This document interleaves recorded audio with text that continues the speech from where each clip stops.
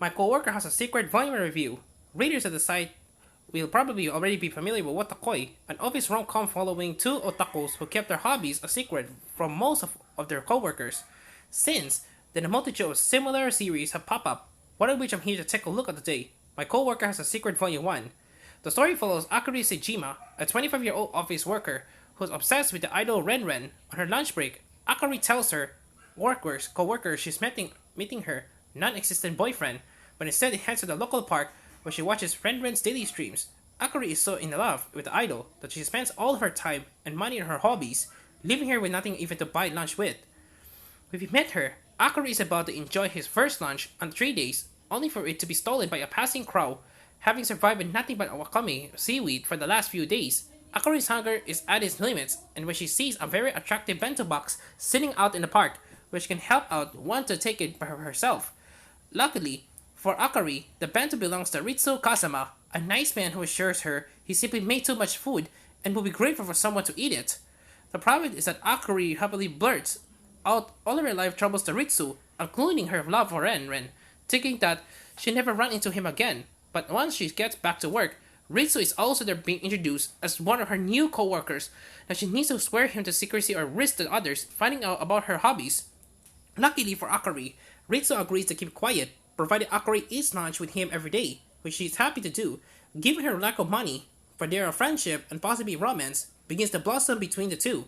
When I talk about Watakoi at the start of this review, I think it's important to point out that Ritsu is not an otaku himself, but he is happy to spend his lunch breaks listening to Akari talk about Ren Ren and watching the streams with her. Akari, meanwhile, is just happy to have someone to talk to who understands. And it needs to go in to judge her like her other co-workers, which she had bad past experiences there.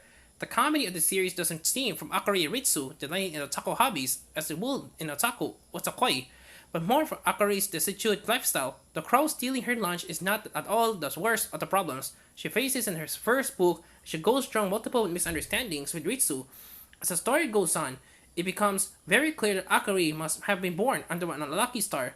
The series' mangaka Moshiro's debut workboat here in Japan. The art is quite basic without a lot of shading or detail to the backgrounds, but the characters are expressive and attractive. The comedy scenes in particular are well drawn, and there are many panels of Akari making hilarious expressions. My one issue with the art is that Moshiro tends to draw quiet small panels, and sometimes the amount of text does overwhelm everything else.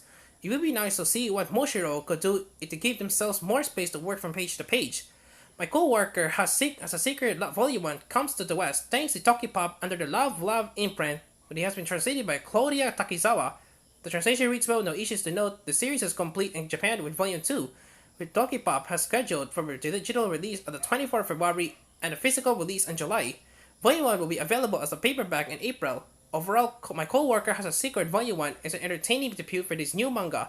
Akari has a protagonist as Easy, the run for she stumbles drunk life, keeping her otaku interest a secret and growing closer to Ritsu. Readers will no doubt have a smile on their faces as they watch her latest disaster unfold, safe with the knowledge that she has a good support by her side. If nothing else, it seems unlikely the charm will wear off, but there's only a single volume still to come. 9 out of 10.